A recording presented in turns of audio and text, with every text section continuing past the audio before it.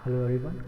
So in the last class हमने देखा था शेप फैक्टर क्या होता है। ओके, शेप फैक्टर क्या होता था हमारा M P by M E या फिर Z P by Z E. Z P क्या होता था हमारा? जेड पी हमारा होता था प्लास्टिक सेक्शन मॉडुलस और जेड ई हमारा होता था इलास्टिक सेक्शन मॉडुलस। ओके, और हमने ये भी देखा था कि हमारा जो प्लास्टिक न्यूट्रल एक्सिस होता है वो divides the area into two equal areas. Okay, तो हमारा कोई भी सेक्शन अगर रहे, कोई भी रैंडम सेक्शन रहे और ये हमारा प्लास्टिक न्यूट्रल एक्सिस है, तो हमारा ये एरिया और ये एरिया हमेशा इक्वल होगा, चाहे कोई भी सेक्शन रहे। इनफैक्ट अगर हमारा रेक्टेंगुलर सेक्शन रहे, सर्कुलर सेक्शन रहे, ट्रायंगुलर सेक्शन रहे, ट्रेपेजोइडल सेक्शन रहे, कैसा भी सेक्शन रहे, तो हमारा जो प्लास्टिक न्यूट्रल एक्सिस होगा तो ऊपर का एरिया और नीचे का एरिया हमारा इक्वल होगा। ओके, तो लास्ट क्लास में हमने दो क्वेश्चन भी सॉल्व किए थे। एक रेक्टेंगुलर सेक्शन का हमने शेप फैक्टर निकाला था, ओके, और एक सर्कुलर सेक्शन का निकाला था मे बी शायद। ओके, इस क्लास में हम लोग कुछ नेक्स्ट क्वेश्चन सॉल्व करेंगे। सो एक हमारा क्वेश्चन यहाँ पे कि find the shape factor of the following. ये हमारा फिगर है। ओके, ये साइड हमारा डायमेंशन इसका ए है। हर साइड का डायमेंशन हमारा ए है। ओके, हमारा point A, point B, point C और पॉइंट डी है। ओके, हमें इस वाले सेक्शन का शेप फैक्टर निकालना होगा। ओके, तो बेसिकली हमारा ये स्क्वायर है जो कि इसका डायगोनल जो है हमारा हॉरिजॉन्टल एक्स एक्सिस पे और वर्टिकल वाई एक्सिस पे लाई कर रहा है। ओके, तो हमने ये क्वेश्चन सॉल्व करा था। हमने देखा है कि रेक्टेंगुलर सेक्शन अगर ऐसा रहेगा तो ये एक अलग केस होता है, और ये जो शेप है क्रॉस सेक्शन का ये एक डिफरेंट केस है। दोनों इक्वल चीज़ नहीं है। Okay, so let's proceed. हम लोग स्टार्ट करते हैं इसका एनालिसिस करना। ओके, तो अगर ये साइड हमारा ए है तो ये डायगोनल हमारा a√2 होता है। ये डायगोनल का लेंथ हमारा a√2 होगा और ये डायगोनल का भी लेंथ हमारा a√2 होगा। तो और हाफ डायगोनल का लेंथ कितना होगा? a√2/2 means a/√2। ओके, तो हमारा ये जो लेंथ हो जाएगा इसका वैल्यू हो जाएगा a/√2। ओके, तो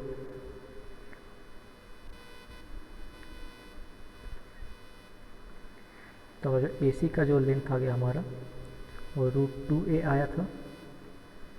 तो हमारा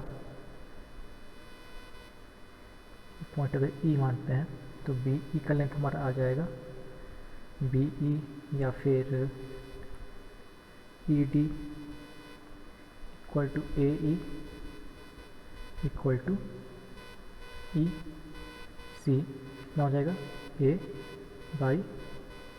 a/√2। ओके, तो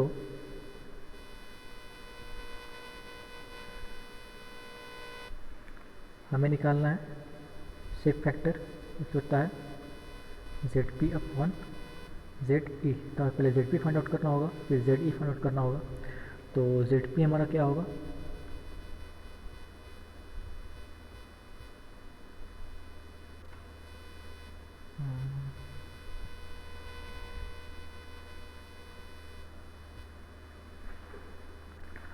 ZP हमारा होगा, हमारा एरिया इक्वल होगा, सिमेट्रिक फिगर है तो a/2 लिख सकते हैं और y1 प्लस y2। y1 क्या है हमारा? इसका centroidal distance plastic neutral axis से, और y2 क्या होगा हमारा? इस वाले फिगर का सेंट्रोइडल डिस्टेंस ओके, ये और ये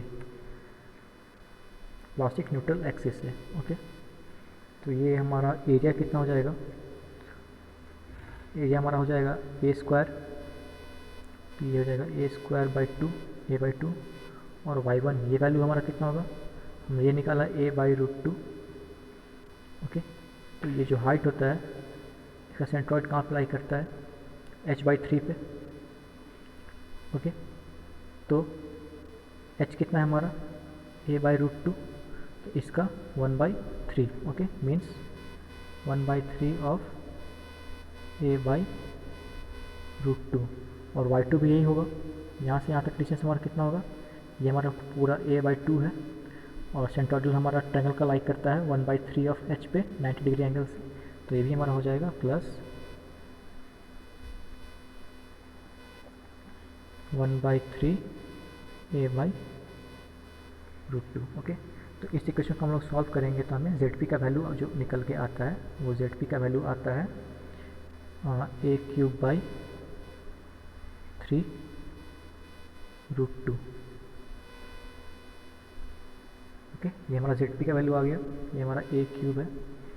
अब हमें जेड ई निकालना है, तो जेड ई क्या होता है हमारा, होता है इनर्शिया बाई वाई मैक्स। तो इनर्शिया हमारा इस फिगर का कितना होगा,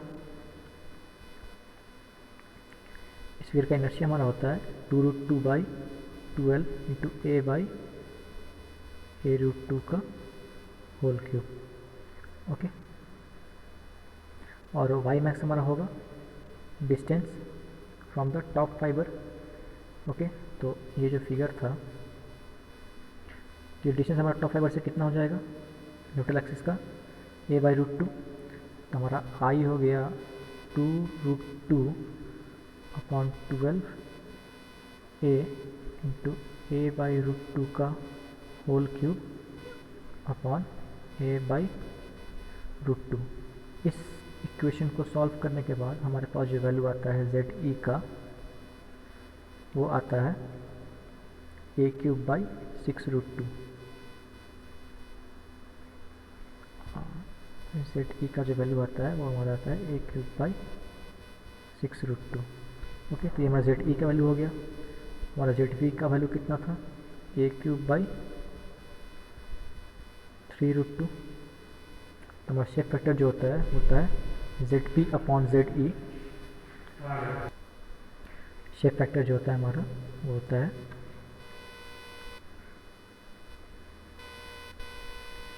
Z P upon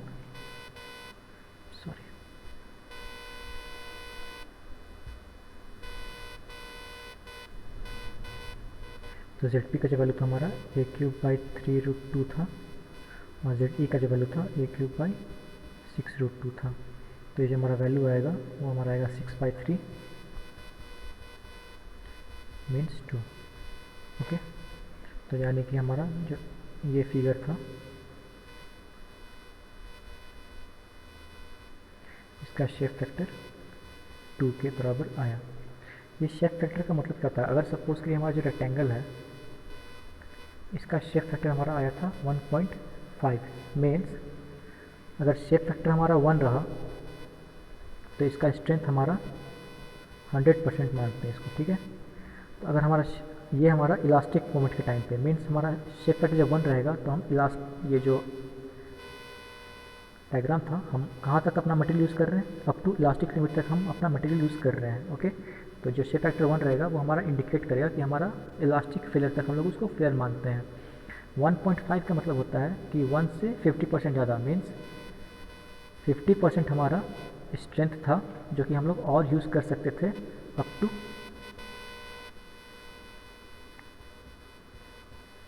plastic failure. Means हमारा जो इलास्टिक फेलियर होगा और हमारा जो प्लास्टिक फेलियर होगा इसके बीच में हम लोग 50% स्ट्रेंथ हमारा बचा हुआ था इलास्टिक फेलियर और प्लास्टिक फेलियर के बीच में, मीन इसको हम लोग कहेंगे रिजर्व स्ट्रेंथ। मतलब ये हमारा स्ट्रेंथ रिजर्व था। जब हम कोई सेक्शन डिज़ाइन कर रहे थे उसको अगर इलास्टिक लिमिट के हिसाब से डिज़ाइन कर रहे थे तो वो हमारा स्ट्रेंथ कम इंडिकेट कर रहा था, लेकिन अगर हम वही सेक्शन को प्लास्टिक लिमिट के हिसाब से डिज़ाइन करते हैं तो हमें 50% मोर स्ट्रेंथ यूज़ कर सकते हैं इस मटेरियल का। ओके, इस केस में प्लास्टिक एनालिसिस के केस में। ओके, तो ये जो रिजर्व स्ट्रेंथ है, ये चीज़ क्लियर हुआ what is reserve strength. Okay, next section देखते हैं हमारा। ओके, ये एक रिंग देखते हैं। अगर हमारे पास कोई एक रिंग है, हॉलो रिंग है सर्कुलर, इसका कि डायमीटर हमारा d है और थिकनेस t है। ओके, ये थिकनेस हमारा t है और डायमीटर हमारा d है। ओके, तो इसका हमें शेप फैक्टर फाइंड आउट करना है। ओके, तो प्रोसीड करते हैं। ये हमारा रिंग है, तो शेप फैक्टर हमारा होता है ZP/ZP, तो हमें ZP निकालना होगा। तो व्हाट इज़ ZP हमारा सिमेट्रिकल फिगर है हमारा। तो प्लास्टिक एक्सिस जो होगा, प्लास्टिक न्यूट्रल एक्सिस, वो एरिया को हाफ हाफ में डिवाइड करेगा। ओके, हमारा सेंट्रॉइड से पास करेगा प्लास्टिक न्यूट्रल एक्सिस, ऊपर का एरिया और नीचे का एरिया हमारा इक्वल होगा और वो सेंटर से पास करेगा। ओके फाइन, तो a/2 into y1 plus y2। y1 हमारा इस पार्ट अपर वाले पार्ट का centroidal distance from plastic neutral axis, और y2 हमारा होगा लोअर पार्ट का centroidal distance from plastic neutral axis. Okay, तो ये हम कैसे निकालेंगे? अगर हमारे पास कोई एक रिंग होता है, सर्कुलर रिंग, इसका सेंटर ऑफ ग्रेविटी कहाँ पे लाई करता है? हमारा 4r/3π। ये जो डिस्टेंस होता है हमारा वो होता है 4r/3π, और इसको कह सकते हैं 4r मतलब 2 times of diameter by 3π। Okay, तो इस पूरे फिगर का एरिया जो होगा वो कितना होगा? π/4 into d² minus small d²। Small d क्या होगा? कैपिटल D हमारा यहाँ से यहाँ तक का डायमीटर, और स्मॉल d हमारा होगा इनर पार्ट का डायमीटर। ओके, तो ये हमारा एरिया हो गया। अब हमें निकालना है y1 एंड y2। तो y1 इक्वल टू y2 होगा, ये सिमेट्रिकल फिगर है। तो लेकिन ये y1 और y2 होगा कितना, वो देखते हैं। तो हमने एक सो में फॉर्मूला पढ़ा था, total area into y equal to a1 y1 plus a2 y2। ठीक है, अगर हमारा कोई बॉडी पार्ट होता है तो उसका हमारा, अगर ये फर्स्ट पार्ट है, ये सेकंड पार्ट है, तो ये पूरे पार्ट का जो सेंट्रोइडल डिस्टेंस होगा, ठीक है, अगर इसको a1 मानते हैं, इसको a2 मानते हैं, और ये पूरे पार्ट का सेंट्रोइडल डिस्टेंस को हम लोग a और y मानते हैं, तो ये एक रिलेशन होता है हमारे पास। स्ट्रेंथ ऑफ मटेरियल्स में ये चीज़ पड़ा हुआ है, a into Y equal to a1 y1 plus a2 y2। तो यहाँ से y हमारा निकलता है a1 y1 plus a2 y2 upon a। Okay, तो इसके हिसाब से अगर देखते हैं हमारा, तो हमारा a1 कितना हो जाएगा? a1 हमारा हो जाएगा π d²/4, और y1 कितना हो जाएगा? हाँ, एक्चुअली डायरेक्ट सॉल्व करते हैं। हमारा y1 हो जाएगा a1 y1 plus a2 y2 by a। तो a1 कितना होगा हमारा? π d²/4, और y1 कितना होगा?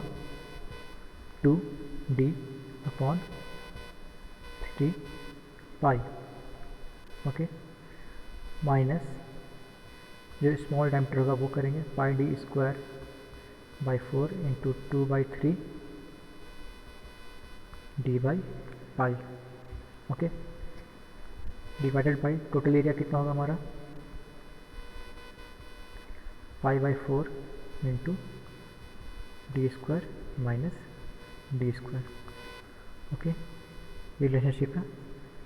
तो इस वैल्यू को सॉल्व करने के बाद हमारा जो y1 आता है y1 इक्वल टू y2 हमारा आता है 2/3 pi d cube minus D cube by d square minus small d square. Okay, ठीक है।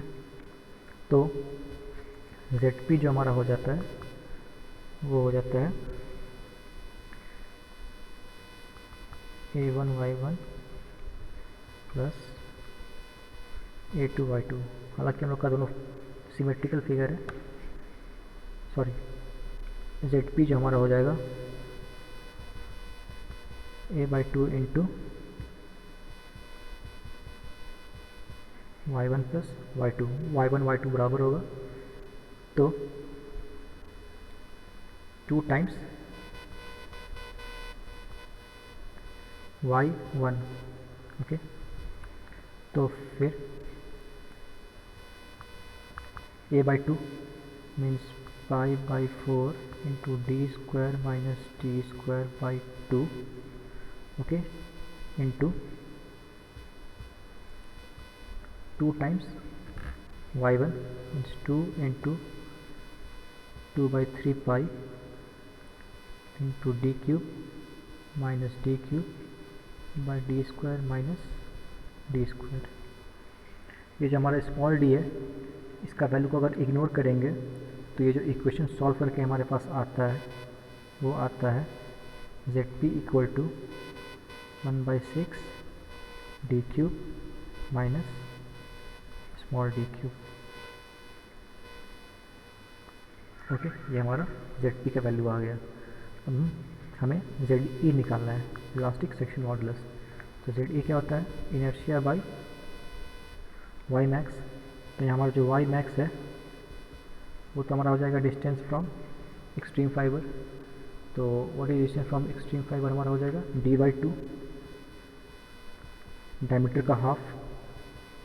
ओके, और आई का वैल्यू कितना होता है? एक सर्कल रहेगा तो उसका इनर्शिया का वैल्यू होता है हमारा π/64 डी क्यूब, हाँ सॉरी π/64 d⁻3, सॉरी 4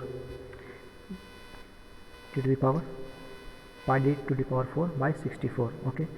बट यहाँ हमारा ये हॉलो रिंग है तो ये d⁻4 ना करके d⁻4 माइनस d⁻4 ये करेंगे हम। तो हमारा जो ZE निकला वो I यानी कि π/64 d⁻4 minus d⁻4 by D/2। ये हमारा हो गया वाई मैक्स और ये हमारा हो गया इनर्शिया। ओके, तो इसको सॉल्व करने के बाद हमारा आता है π/32 d⁻4 minus small d⁻4। Okay, तो हमारा जो ZP का वैल्यू था वो था हमारा 1/6 D cube minus D cube, और ZE का जो वैल्यू था वो हमारा था π/32 into d⁻4 minus small d⁻4 by d. Okay, तो हमारा शेप फैक्टर जो आ जाएगा वो ZP/ZE आ जाएगा। तो हमारा ZP का वैल्यू पुट करते हैं तो जो हमारा इक्वेशन निकल के आएगा आंसर वो आएगा 1/6 D cube minus D cube upon π/32 d⁻4 minus small d⁻4 by d. Okay, इसमें से हम अगर डी क्यूब कॉमन निकालते हैं तो ये हमारा हो जाता है 32/6 pi into D cube into 1 minus D cube by D cube by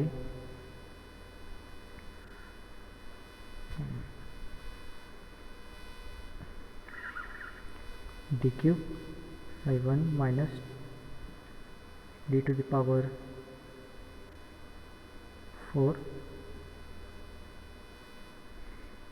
second. ये हमारा था 1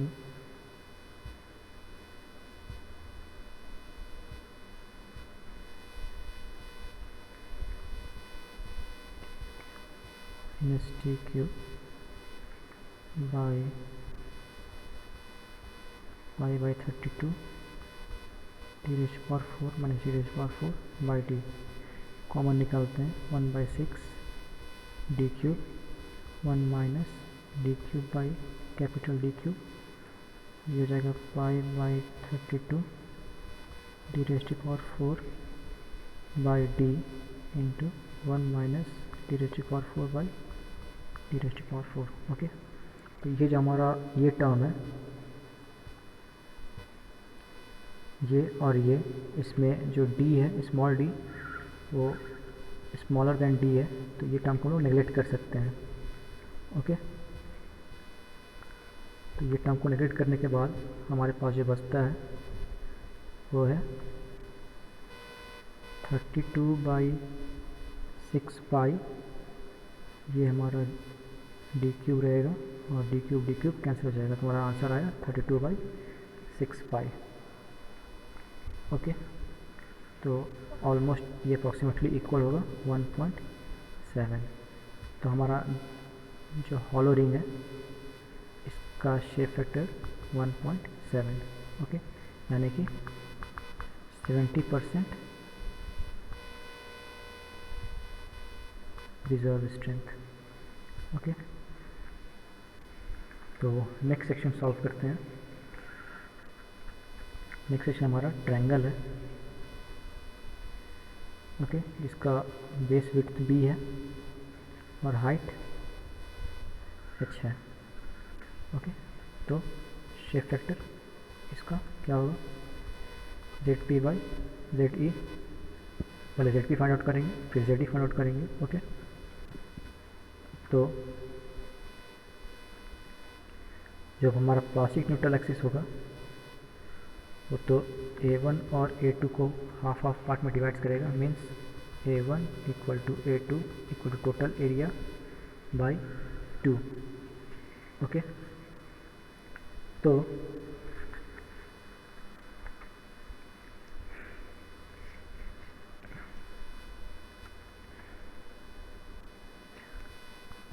एरिया हमारा होगा half into base into height equal to BH/2। ये हमारा आ गया एरिया। अब हमें y1 निकालना है और y2 निकालना है, मीन्स इसका सेंट्रॉइड से इसका डिस्टेंस और इसका सेंट्रॉइड से इसका डिस्टेंस। ओके, तो हम एक चीज़ जानते हैं कि ये जो एक्सिस है ये हमारा बेस के पैरेलल है। तो अगर ये हमारा b है और ये हमारा अगर h है पूरा इस टॉपिक से लेकर के यहाँ तक, ये हमारा b1 है और ये हमारा h1 है, तो रेशियो इक्वल होगा h1/b1 equal to h/b। Okay, तो हमारा जो h1 होगा वो हो जाएगा h/√2 और b1 जो हो जाएगा वो हमारा हो जाएगा b/√2। ओके, तो y1 हो जाएगा हमारा h1/3। ओके, ये हमारा h1 है, तो ये डिस्टेंस हमारा h1/3 हो जाएगा, मीन्स h1 हमारा कितना था h/√2 h/3√2। ओके, और y2 हमारा हो जाएगा, ये ट्रेपेजॉइड है, तो ट्रेपेजॉइड का जो हमारा सेंटर ऑफ ग्रेविटी होता है वो हमारा होता है, अगर ये h है तो हो जाएगा h-h1/3 into b1 + 2b/b1 + b, means हमारा जो ट्रेपेजॉइड होता है उसका सेंटर ऑफ ग्रेविटी होता है हमारा y/3, मीन्स ये डिस्टेंस y3 इंटू ये डिस्टेंस अगर a है और ये डिस्टेंस हमारा b है तो हो जाएगा a + 2b/a + b। ओके, तो ये जो हमारा ट्रायंगल था उसमें ये हमारा B1 था, ये हमारा B था, ये H1 था, ये पूरा H था। तो y2 क्या हो जाएगा हमारा, y2 हो जाएगा h/3 means h minus h1/3 into ये distance that is B1 plus ये distance plus 2b by B1 plus b, हमारा हो गया y2। अब पुट करते हैं ZP equal to a/2 into y1 plus y2। ये कितना है, BH/2 मीन्स BH/4। y1 कितना था हमारा, h/2√3, हाँ 3√2 h/3√2 प्लस y2 कितना था h/3,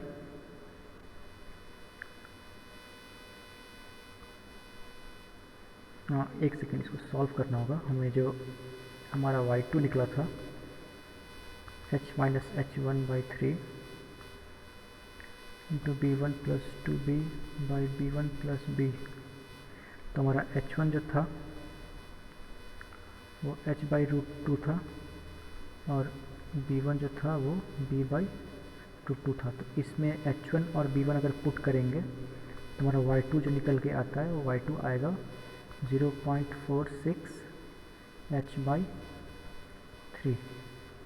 ओके, ये h1 इक्वल टू h/√2 और B1 इक्वल टू b/√2, ये यहाँ पे पुट करने पे हमें y2 का वैल्यू 0.46 h/3 आता है। तो अब इसको हम पुट करते हैं ZP में।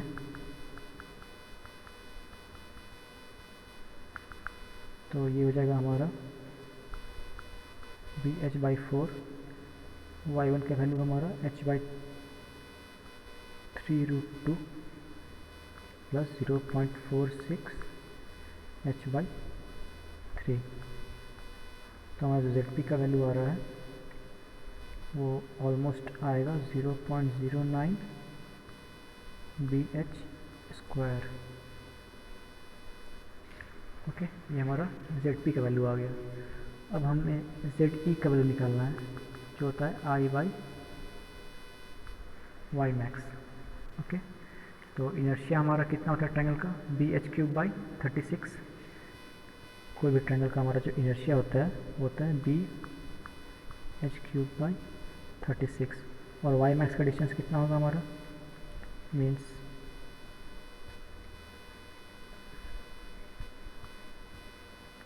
ये यहाँ से हमारा h/3 होता है तो यहाँ से हमारा 2h/3 होगा। तो y मैक्स कितना हो जाएगा हमारा 2h/3 मीन्स BH3/36 और y मैक्स हमारा हो जाएगा 2h/3। तो ZE जो हमारा निकल के आता है वो होता है BH3/24।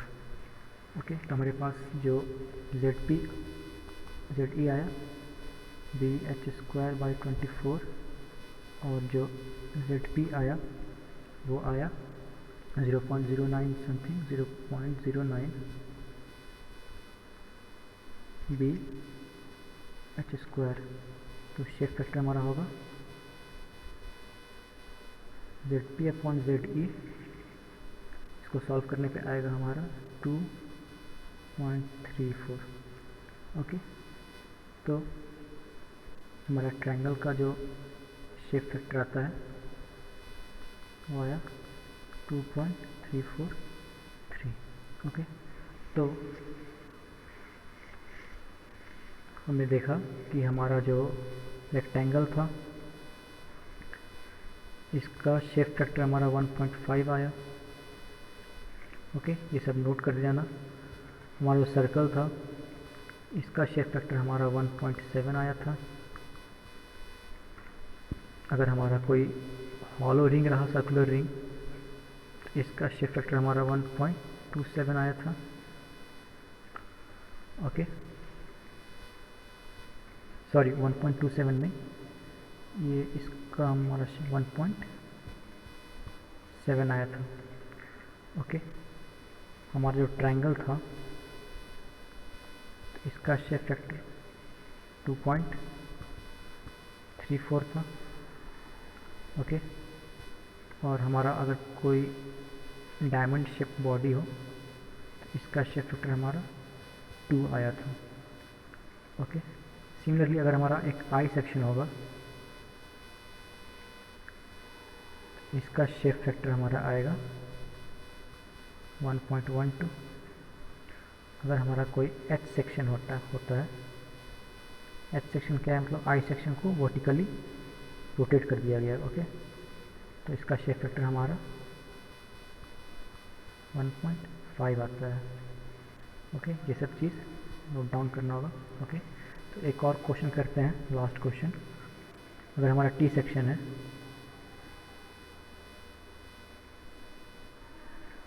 इसका विड्थ 100 mm है, ये 10 mm है और ये 150 mm है, और ये भी हमारा डिस्टेंस 10 mm है। तो find the shape factor. Okay,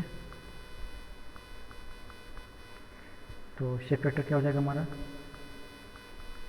ZP/ZE, और ये टी सेक्शन का जो ZP होगा, सॉरी प्लास्टिक न्यूट्रल एक्सिस होगा, वो एरिया को हाफ में डिवाइड करेगा। तो सपोज करते हैं कि हमारा जो प्लास्टिक न्यूट्रल एक्सिस है वो डिस्टेंस y पे लाई कर रहा है। ओके, तो हमारा एरिया हाफ डिवाइड करेगा, या फिर a बाई टोटल एरिया की हाफ हो जाएगा। तो हमारा टोटल एरिया कितना हो जाएगा, total area of T section ये हमारा हो जाएगा 100 × 10 प्लस 150 × 10 मीन्स 1000 प्लस 1500 2500 mm²। ये हमारा total area of the t section आ जाएगा। तो जहाँ से हमारा न्यूट्रल एक्सिस पास किया है, यहाँ से ये पूरा एरिया जो है ये इसका पूरे एरिया का हाफ होगा। ओके, मीन्स अगर इसको हम लोग A1 मानते हैं तो A1 = A/2 मीन्स 2500/2 हो जाएगा। तो A1 का वैल्यू कितना आएगा, व्हाट इज़ A1? तो A1 जो हमारा होगा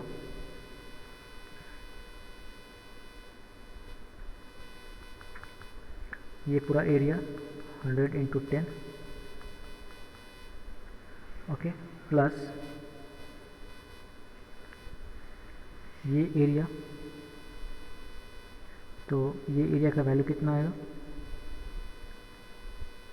ये विड्थ हमारा 10 mm है, मीन्स 10 × ये डिस्टेंस कितना होगा,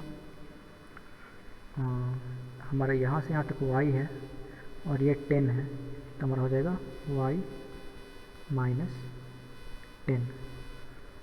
ओके, ये हो जाएगा 1000 प्लस 10y - 100। ओके, ये इक्वल टू होगा 2500/2। तो यहाँ से हमें y का वैल्यू निकालना होगा। y का वैल्यू क्या आएगा, सॉल्व करते हैं इसको।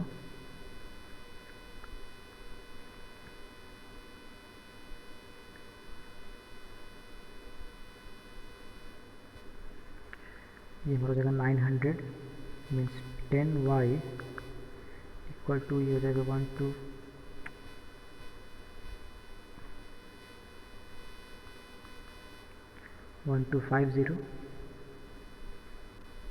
माइनस 900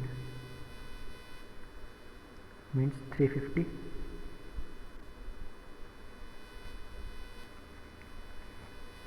मीन्स y आ जाएगा हमारा 350/10, y = 35 मीन्स जो हमारा प्लास्टिक न्यूट्रल एक्सिस है वो 35 मिलीमीटर बिलो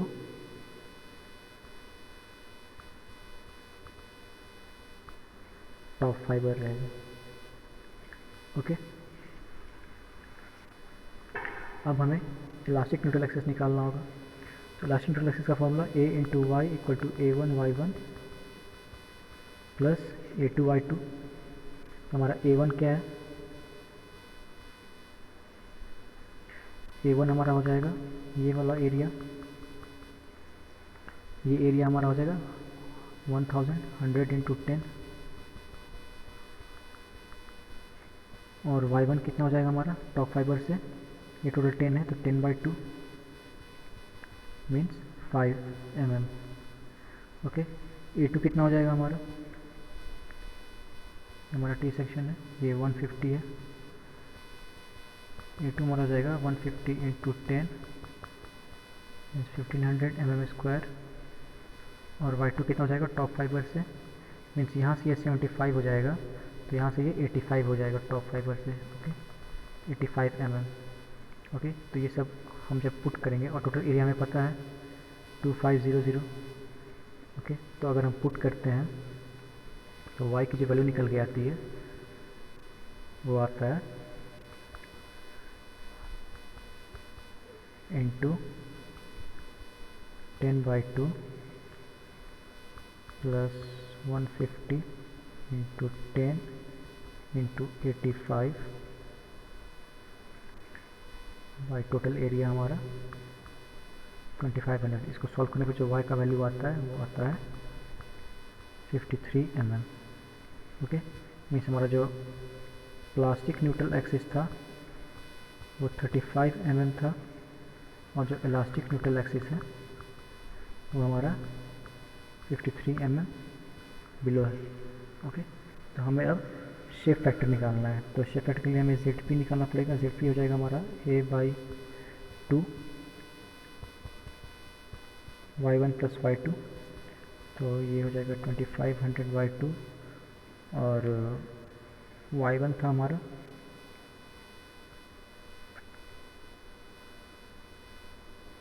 इस वाले एरिया का centre of gravity plastic neutral axis से। ओके, तो ये y1 कैलकुलेट करना पड़ेगा हमें, तो y1 जो हमारा हो जाएगा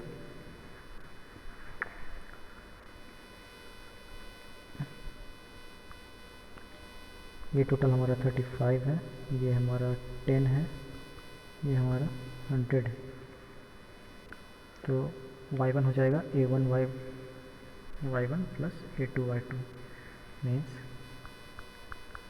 100 इंटू 10 इंटू 35 माइनस 10/2,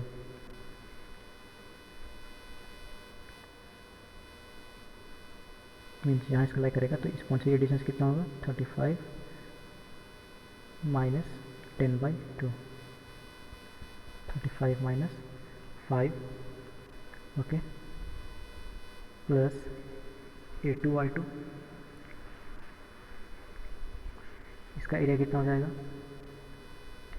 ये हमारा 10, इसका विड्थ इंटू ये डिस्टेंस कितना है हमारा 25,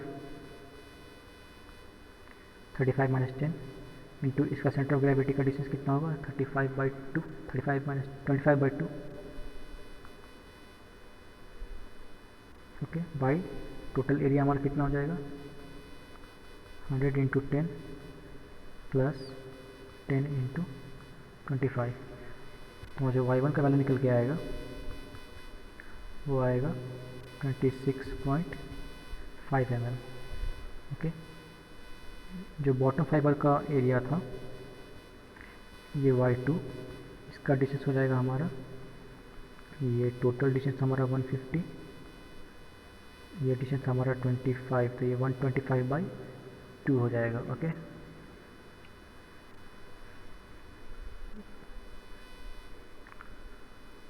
ये हमारा 25 हो गया, इसका डिस्टेंस ये हमारा 125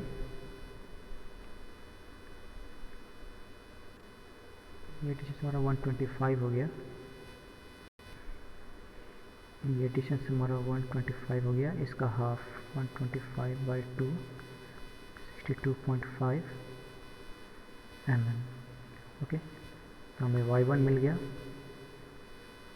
26.5 mm, y2 मिल गया 62.5 mm।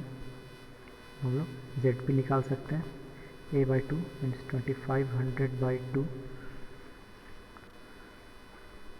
Into 26.5 plus 62.5। तो जेड पी हमारा जो आएगा वैल्यू कैलकुलेट करने के बाद वो आएगा 111,250 mm क्यूब। ये हमारा आ गया जेड पी। अब हमें जेड ई निकालना है टी सेक्शन का, आई by Y max.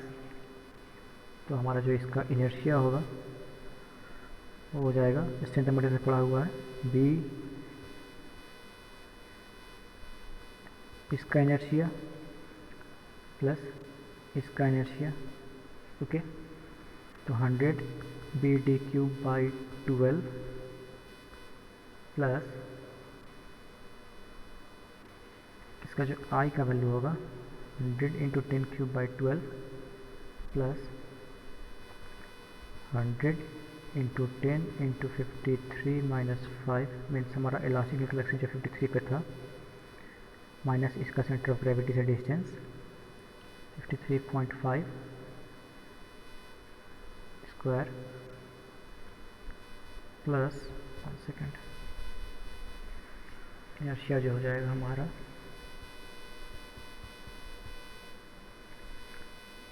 100 into 10 cube by 12 plus 100 into 10 into 53 minus 5 square plus बीच वाले पोर्शन का 10 इंटू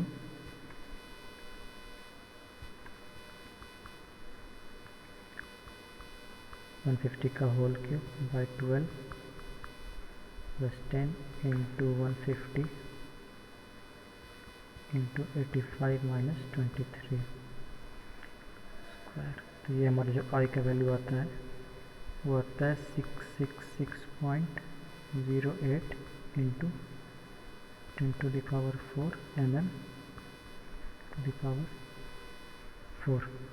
ओके, और वाई मैक्स का वैल्यू कितना हो जाएगा from the top fibre 160 minus 53।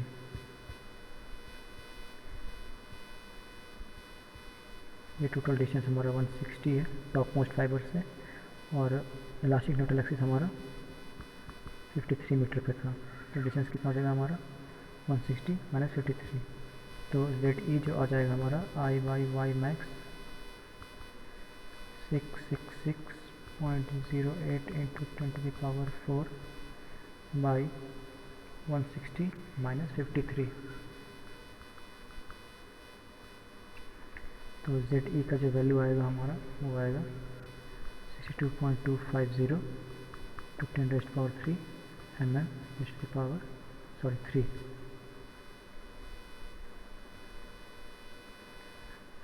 Okay, तो अब हमें शेप फैक्टर निकालना होगा। शेप फैक्टर क्या होता है, Z P by Z E. Z P हमारा आया था 111,250 और जेड ई आया हमारा 62.250 इंटू 10 क्यूब। ओके, तो शेप फैक्टर का वैल्यू हम इसको सॉल्व करने के बाद हमारा जो आता है वो आता है 1.78। तो और the given T section shape factor equal to 1.78 ये वैल्यू निकल गया। ओके, एक क्वेश्चन सॉल्व करना। ओके, हमारा एक आई सेक्शन रहेगा,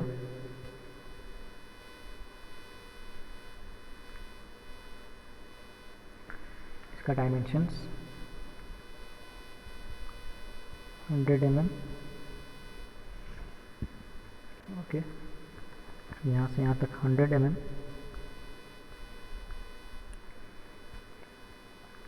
ये जो विड्थ रहेगा ये 20 mm रहेगा, और ये जो विड्थ रहेगा ये भी 20 mm रहेगा। ओके, तो find the distance between elastic neutral axis and plastic neutral axis. तो ये पर्टिकुलर सेक्शन के लिए, ये पर्टिकुलर टी सेक्शन के लिए हमें find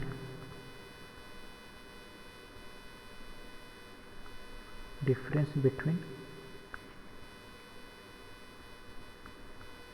elastic neutral axis and plastic neutral axis. Okay, तो इन द नेक्स्ट सेक्शन हम लोग स्टार्ट करेंगे कोलैप्स लोड। ओके, इसका हमारा दो मेथड होता है, एक हमारा होता है स्टैटिक मेथड और एक हमारा होता है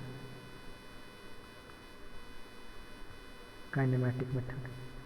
ये दो मेथड हम लोग डील करेंगे और कोलैप्स लोड फाइंड आउट करेंगे। Okay, so thank you for now.